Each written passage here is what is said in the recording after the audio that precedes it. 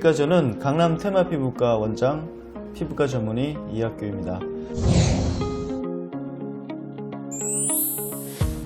네, 오늘은 요즘 이제 발톱 무좀 가지고 고민들을 많이 하시고, 그다음에 요즘 이제 노출의 계절이라서 발톱도 이렇게 노출이 되는 경우가 여자분들 같은 경우는 상당히 많이 있는데, 이제 발톱 무좀 가지고 고민하시는 분들이 많이 있습니다. 그래서 오늘은 그 발톱 무좀의 새로운 치료법인 요 루눌라 치료에 대해서 말씀드리겠습니다. 루눌라 치료라는 것은 발톱 무좀을 레이저를 이용해 가지고 치료하는 방법을 말하는데, 이 방법은 과거에 전통적으로 이제 바르거나 먹거나 하는 치료들이 있었는데, 특히 먹는 약은 간에 약간 부담이 되고 건강상의 부담을 좀 걱정하신 분들이 상당히 좀 많이 있기 때문에 이런 점들이 없어진 치료라고 말씀드릴 수가 있고, 과거에 있던 어떤 레이저보다도 좀 더 우수한 점은 아프지 않다는 거죠. 과거에 뭐 핀포인트 같은 레이저들이 있었는데 열감이 상당히 좀 많이 있고 시간도 좀 많이 걸리는 단점이 있었는데, 이 루눌라는 이번에 새로 나왔는데 열감이 전혀 없고 아프지 않고 시간도 적절하게 잘 끝나는 아주 우수한 치료가 되겠습니다. 치료 기간이 또 궁금들 하실 텐데, 이게 이제 뭐 발톱의 두께라든지 아니면 감염 범위에 따라 좀 다르게 되어 있습니다. 오늘은 환자분들이 좀 많이 궁금해 하시는 점들을 설명드리도록 하겠습니다.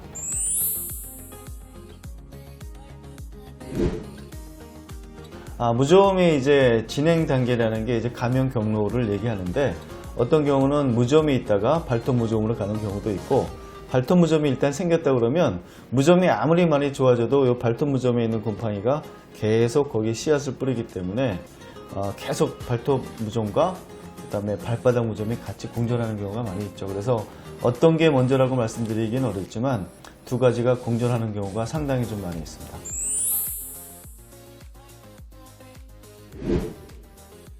루눌라의 장점은 제가 처음에도 좀 말씀드렸지만, 기존에 있던 레이저에 비해서 통증이 없고 그 다음에 효과가 좋습니다. 그 다음에 약과 비교했을 때, 먹는 약과 비교했을 때는 어떤 간에 영향을 주거나 건강상의 문제가 전혀 없는 장점이 가장 크게 되겠고, 그 다음에 아프지 않고 건강상의 문제가 없는 치료이기 때문에 환자분들이 굉장히 쉽게 접근할 수가 있습니다.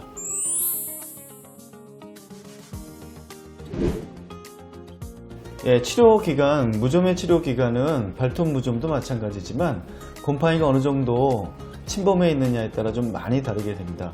특히 발톱이나 손톱 같은 경우는 곰팡이가 감염이 되면 두꺼워지는 경우가 많이 있는데, 두꺼워진 정도에 따라서 아니면 어느 정도 넓게 침범을 했느냐에 따라 가지고 기간이 좀 상당히 많이 차이가 있을 수 있는데, 대체로 6개월 정도를 보고요. 그렇지만 발톱이 좀 두꺼워져 있는 경우에는 그 이상도 보고 있습니다.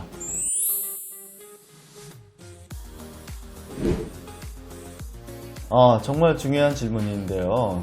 이거는 치료해가지고 곰팡이를 완전히 끝을 봐야지만 끝이 납니다. 이게 조금 남아있는 상태에서 루눌라 치료를 그만두든지 아니면 약을 먹던 거를 중간에 그만두게 되면 다시 금방 재감염이 되죠. 그래서 치료의 가장 중요한 거는 의사가 끝났다고 판단할 때까지 치료를 해가지고 완전히 없애는 게 가장 중요한 포인트가 되겠습니다.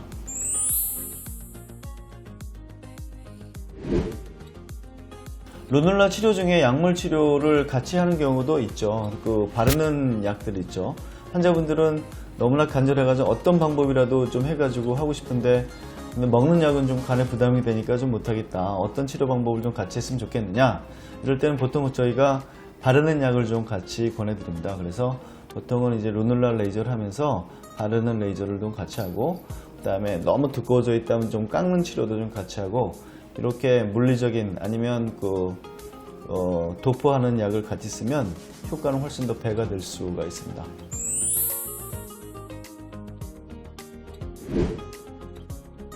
그 레이저가 이제 좀 예민하기 때문에 그 매니큐어를 너무 두껍게 칠하든지 아니면 너무 그 네일 관리를 해가지고 많은 것들을 이렇게 바르게 되면 그 레이저의 효과가 좀 많이 떨어지는 게 되어 있기 때문에, 될 수 있으면 루눌라 치료를 할 때는 치료 레이저가 들어갈 당시에는 손톱이나 발톱에 레이저가 들어가는데 방해가 되는 물질이 도포되어 있으면 별로 좋지 않습니다.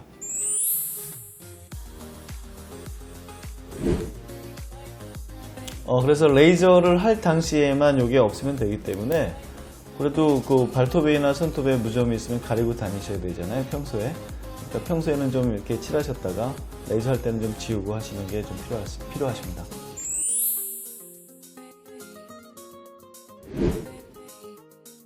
무좀이라고 저희가 이제 진단을 내리면 환자분들이 저 발 잘 닦는다는 얘기 다 합니다. 다.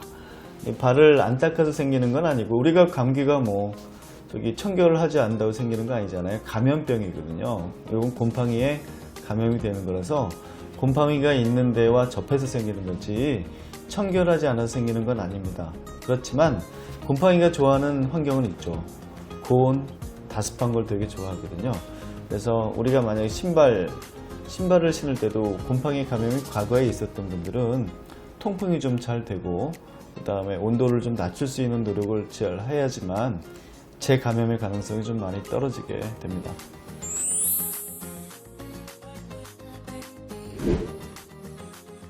네, 무좀이 제일 많이 발생하는 계절은 고온 다습한 여름이 되겠습니다. 그래서 이게 보통 군대 생활을 많이 하신 분들의 생각해 보시면 되겠는데 워커 있죠, 군화. 이게 바람이 통하지 않고 그 다음에 온도가 굉장히 올라가는 그런 환경이 곰팡이가 자라는 가장 좋은 환경입니다. 특히 그런 환경들이 조성될 수 있는 계절은 겨울보다는 여름이기 때문에 여름에 환자분들이 훨씬 더 많게 됩니다.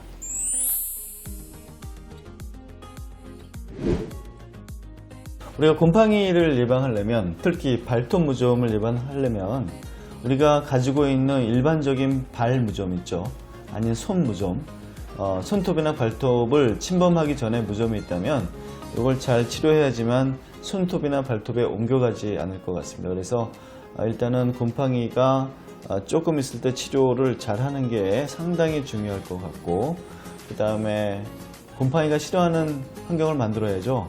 바람이 잘 통하고 좀 서늘하게 만들어준다면 곰팡이가 싫어하는 환경이기 때문에 쉽게 감염되지 않을 것 같습니다.